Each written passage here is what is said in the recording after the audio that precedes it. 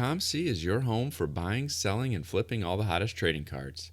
Their consignment marketplace is home to over 27 million cards across all sports, genres, and eras. With a ComC account, you can purchase cards from different sellers over time and ship them home together later, or immediately reprice them for sale on the ComC marketplace. To stay updated with ComC, please follow them on social media at CheckOutMyCards, one word, on Facebook, Instagram, and Twitter. To learn about offers, promotions, and more at ComC, please visit blog.comc.com.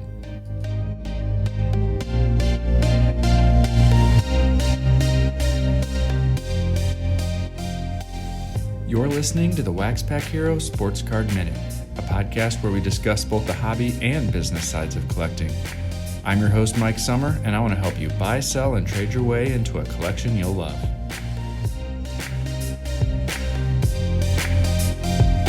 Hello, everybody, and welcome to the 150th episode of the WaxPackHero Sports Card Minute. And today we're going to talk about one approach to building a collection you love. Ever since I started the blog and later on the podcast, one of the focuses that I've always had is helping people reacclimate to the hobby. When they return after a long hiatus, there's so much to learn, there's so much that's changed. One of the things I like to do is help people kind of get the lay of the land and help them understand how things are different.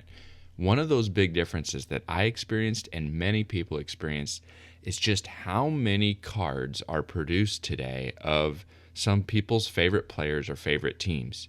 Back when we started collecting in the 80s, there was one rookie card for many of our favorite players, or maybe three, or ultimately in the late 80s and early 90s, you might have expanded into 4 or 5, maybe 6 rookie cards of a particular player. There might be only 10 or 15 different cards of a particular player for that year. But today, when you look at the stars of today, some of them have hundreds or even thousands of cards produced in their rookie season, and it can be a bit overwhelming. Many collectors like myself, who started collecting in the 70s, 80s, 90s, our favorite players were from that era where they had a much more limited print run. But there are still Legends cards produced every year in many of these different sets that come out. And so even though our player may have retired in 1985, 1987, 1990, there's still hundreds or thousands of cards being produced for them. So what do? How do you approach a collection like that without being overwhelmed? And that's what I want to talk some about today, an approach that many people use and I have really latched onto and found a lot of enjoyment in, and that is focusing on a player collection that only contains cards from when they were an active player. Building cards from their rookie year or maybe even their minor league years up through the point where they retired, and considering that a full player collection. And that's what I want to talk a little bit more about today. Let's first talk about Underdog Collectibles, the online shop run by collectors for collectors that breaks new product every Tuesday, Thursday, and Sunday night. You can check out udogcollect.com to see what they're going to be breaking this week, and you can visit their shop in Knoxville, Tennessee if you want to see that breaking experience live. You can see their full selection of sealed wax singles and even watch some of those breaks live. So check out udogcollect.com and tell them WaxPackHero sent you. All right, let's talk a little bit more about this idea of doing a player collection for only the time period where that player was an active player. This idea was really solidified for me using Walter Payton as an example. Now, he is a legend who had a very attainable but still collectible run of base cards that was issued throughout his career. You know, in 1985, that was the season that I first started paying attention to the Bears, and what a great season it was to start paying attention to the Bears. I can remember sitting in our wood-paneled basement on Sunday afternoons with my dad, watching the Bears dominate opponent after opponent. And I can picture Jim McMahon with his headband unloading a rocket downfield to Willie Gault speeding down the sidelines. And Richard Dent and Mike Singletary were crushing opponent offenses. They were just, hammering them. That defense was so strong. But on a team loaded with talent, there was really only one player who stood out above the rest to me, and that was Sweetness. Walter Payton was the player who immediately became my favorite. From his rookie card in 1976 through his final playing days in 1987 and his final card in 1988, he had a great run of base cards. By my count, there's about 35 different Payton cards which were issued in the Topps base sets. You can probably double that when you talk about some of the Fleer sets, some of the stickers, some of the food issue type sets that were out there as well. And so you're still talking less than probably 100 different cards that were created during Payton's playing days. And you can track down those cards at a pretty affordable price and have a full collection highlighting the career of one of the best NFL running backs of all time. And you can do that in a manageable way.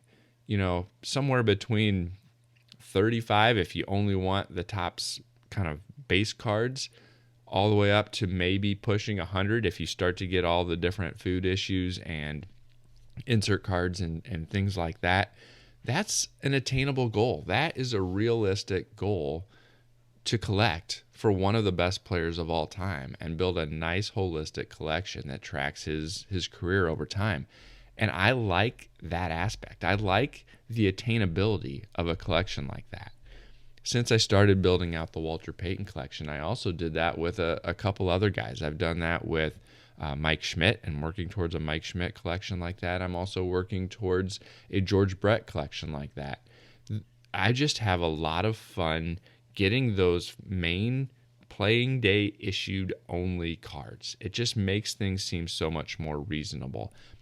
And again, that really is so applicable towards any of these players from the 90s and earlier, right? Once you start to get to these modern collections and these modern players, that's going to be a tough approach for people in today's hobby, but it's definitely something to consider for people who have their favorite players coming from the 60s, 70s, and 80s. So that's the basic idea. That's the premise of building a player collection of cards from their years that they were an active player. So you've got your favorite player picked out. You said, yeah, Mike, this is a good idea. I want to go ahead and try this out. What do you do next? Well, there's a couple different things to focus in on. Like I said, do you want base cards only, or do you want to add the base and insert cards? Do you want to add on all the food issues and other oddball type stuff that's out there? And that's a good question. You got to figure that out. Where are you going to go and build your list? How are you going to even know what cards were out there?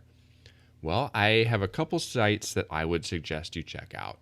And they're the sites that I used as I built out kind of my list for these Payton cards that I was going after and some of the others that I've started to build out these collections of. And there's three that I would look at primarily that have been most helpful to me. And those three are Beckett.com. They have a pretty good list of available cards via their database of what's out there. I also use Trading Card Database. They've got another pretty good, wholesome, holistic list of cards for particular players.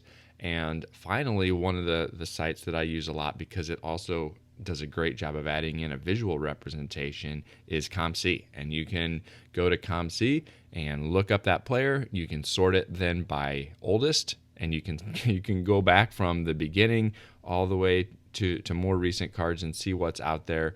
You know, there will be some cards that they may not have on the site, right? People haven't turned them in, or they've sold all the copies that they had. So it may not be as holistic, but it's definitely been a good visual representation of what some of these cards are, especially if you're just digging through boxes and want to see a photo of what that card is that you might be looking for at a show or at a card shop or something like that. And so using Beckett and Trading Card Database to kind of build out the Word version or the Excel version of that checklist, combined with the visual representation that you can get from that search on ComC, has been a great way for me to identify the cards that I'm looking for and hunting for and searching for.